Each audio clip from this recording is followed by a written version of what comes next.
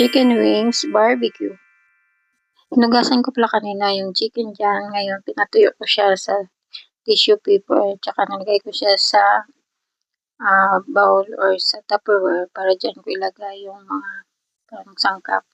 Naglagay na pala ako ng paprika, black pepper, asin, garlic powder, oyster sauce, lemon, tsaka yung pinaka main ingredients is naglagay na ako ng barbecue sauce.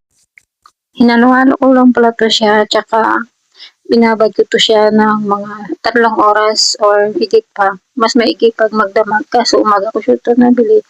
Tapos, for dinner ito na siya namin ilagay. Ngayon, inisa-isa ko na siya yung chicken. Kanina nababad ko. Tsaka, ang ginagawa ko pala pag nagluluto ko ng chicken, gaya nito is hinuhugasan ko siya sa suka na may asin. Habang nakasalang pala to is nagtatrabaho din ako. Yung mga tira-tira kong hindi natapos na trabaho. Siguro 180 lang to nilagay ko. Kasi gabi pa naman sila kakain. Yun lang. Salamat sa panood. Bye.